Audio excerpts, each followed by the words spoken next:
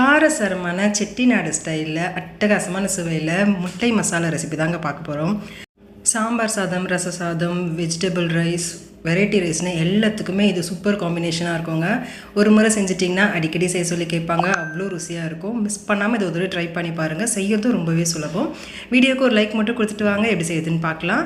இதுக்கு ஒரு மசாலா அரைச்சிக்கலாம். கடாயில் 1 டீஸ்பூன் அளவுக்கு மல்லி விதை சேர்த்துக்கோங்க. இது கூட 1/2 டீஸ்பூன் சோம்பு, 1/2 டீஸ்பூன் அளவுக்கு சீரகம் சேர்த்துக்கோங்க. அடுத்து 1/2 டீஸ்பூன் மிளகு, 2 துண்டு பட்டை சேர்த்துக்கோங்க. 3 வரமிளகாய் சேர்த்துட்டு லோ டு மீடியம் ஃப்ளேமில் வச்சுட்டு இதை ஒரு 2லேருந்து 3 நிமிஷத்துக்கு நல்லா வறுத்து விட்டுக்கோங்க. மசாலா கருக விடாமல் பார்த்துக்கோங்க, சுவை மாறிடும் கருகிடுச்சுன்னா. இது ஒரு 3 நிமிஷத்துக்கு மிதமான தீயில் வறுத்துட்ட பிறகு நல்லா ஆற வச்சுட்டு மிக்சர் ஜாரில் மாற்றி இந்த அளவுக்கு நல்ல ஃபைன் பவுடராக அரைச்சி எடுத்து வச்சுக்கோங்க. இப்போ கடாயில் எண்ணெய் சேர்த்துக்கோங்க. 1 டீஸ்பூன் அளவுக்கு எண்ணெய் சேர்த்துட்டு ஒரு பெரிய சைஸ் வெங்காயத்தை இது போல் இலையிலையாக கட் பண்ணிவிட்டு சேர்த்துக்கோங்க. அடுத்து 1/2 கப் அளவுக்கு குடைமிளகாய் சேர்த்துக்கோங்க. இது ஆப்ஷனல் தான், ஆனால் சேர்த்திங்கன்னா ரொம்பவே கலர்ஃபுல்லாக இருக்கும், அதனால தான் நான் சேர்த்துருக்கேன். இதுக்கு ஒரு 1/4 டீஸ்பூன் அளவுக்கு மட்டும் உப்பு சேர்த்துக்கோங்க, கொஞ்சமாகவே சேர்த்துக்கோங்க. இது ஒரு 3 நிமிஷத்துக்கு மிதமான தீயில் நல்லா வதக்கி விடுங்க. குடைமிளகாய் ரொம்பவே சீக்கிரமாகவே வெந்து வந்துடுங்க. ஒரு 3 நிமிஷம் வதக்கி விட்டிங்கனாலே போதும். 3 நிமிஷம் கழித்து பாருங்கள், இந்த அளவுக்கு நல்ல நிறம் மாதிரி வதங்கி வந்துடுச்சு. இப்போ இதை தனியாக ஒரு பிளேட்டில் எடுத்து வச்சுக்கோங்க. இப்போ கடாயில் 3 டீஸ்பூன் அளவுக்கு எண்ணெய் சேர்த்துக்கோங்க. எண்ணெய் காஞ்ச பிறகு 2 பெரிய சைஸ் வெங்காயத்தை பொடியாக நறுக்கிட்டு சேர்த்துக்கோங்க. இது கூடவே 1 டீஸ்பூன் அளவுக்கு நல்லா பொடியாக நறுக்குனா பூண்டு சேர்த்துக்கோங்க. இப்போ இதை நல்லா வதக்கி விடுங்க. வெங்காயமும் பூண்டும் நல்லா லேசாக கண்ணாடி பதத்துக்கு வர வரைக்கும் இதை வதக்கி விட்டிங்கனாலே போதும். பாருங்கள், இந்த அளவுக்கு வதங்கி வந்த பிறகு இது கூட 1 டீஸ்பூன் அளவுக்கு இஞ்சி பூண்டு விழுது சேர்த்துக்கோங்க. கூடவே 2 பச்சை மிளகாயை கீறிட்டு சேர்த்துக்கோங்க. இந்த ரெசிப்பியில் பூண்டோட ஃப்ளேவர் தாங்க அதிகமாக இருக்கணும், அதனால தான் நம்ம பொடியாக நறுக்கி பூண்டையும் சேர்த்துருக்கோம்.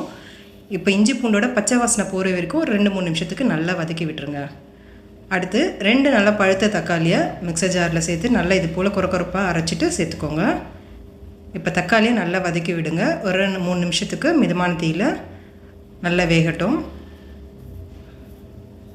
இப்போ அடுத்து மசாலா சேர்த்துக்கோங்க. 1 டீஸ்பூன் அளவுக்கு காஷ்மீரி மிளகாய் தூள் சேர்த்துருக்கேன். இது கலர் மட்டும் தாங்க கொடுக்கும், காரம் இருக்காது.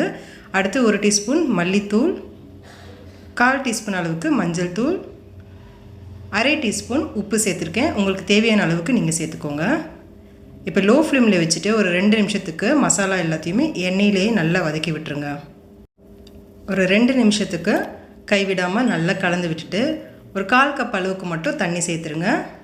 மசாலா வெந்து வரதுக்காக இந்த தண்ணி சேர்த்துருக்கோம். இப்போ இது லேசாக கலந்து விட்டுட்டு ஒரு 2 நிமிஷத்துக்கு மீடியம் ஃப்ளேமில் இது வேகட்டும்.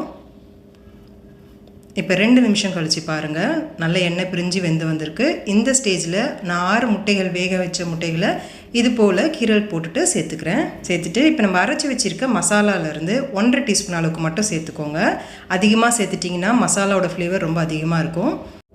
1/2 டீஸ்பூன் இந்த 6 முட்டைக்கு சரியாக இருக்கும். மீதம் உள்ள மசாலாவை நீங்கள் ஸ்டோர் பண்ணி வச்சு யூஸ் பண்ணிக்கலாம். சிக்கன் ஃப்ரை, மட்டன் சுக்கா, இந்த மாதிரி ரெசிபிக்கு நீங்கள் அந்த மசாலாவை யூஸ் பண்ணிக்கலாம். இப்போ இது நல்லா கலந்து விட்டுட்ட பிறகு நம்ம வதக்கி வச்சுருக்க குடைமிளகாயும் வெங்காயத்தையும் சேர்த்துக்கோங்க. இது கூட ஒரு 1/4 கப் அளவுக்கு மட்டும் தண்ணி சேர்த்துட்டு இது நல்லா கலந்து விட்டுருங்க. கலந்து விட்டுட்டு ஓப்பன் பேன்லே ஒரு 3 நிமிஷத்துக்கு இது லோ ஃப்ளேமில் வேகட்டும். 3 நிமிஷம் கழித்து ஸ்டவ் ஆஃப் பண்ணிவிடுங்க. நல்லா பொடியாக நறுக்குனா கொத்தமல்லி தூவிட்டு கலந்து விட்டுருங்க. அவ்வளோதாங்க, அட்டகாசமான சுவையில் செட்டிநாடு ஸ்டைல் முட்டை மசாலா ரெடி ஆகிடுச்சு. செம்ம டேஸ்டியாக இருக்கும். மிஸ் பண்ணாமல் நீங்களும் ஒரு தடவை ட்ரை பண்ணி பாருங்கள். வீட்டில் எல்லோரும் ரொம்ப விரும்பி சாப்பிடுவாங்க. செய்து பார்த்துட்டு எப்படி இருந்துச்சுன்னு கமெண்ட் செக்ஷனில் சொல்லுங்கள். இந்த வீடியோ உங்களுக்கு ரொம்ப பிடிச்சிருந்துச்சுன்னா லைக் பண்ணிவிட்டு உங்கள் ஃப்ரெண்ட்ஸ், ஃபேமிலி எல்லாருக்கும் இந்த வீடியோவை ஷேர் பண்ணி விட்டுருங்க. Thank you friends.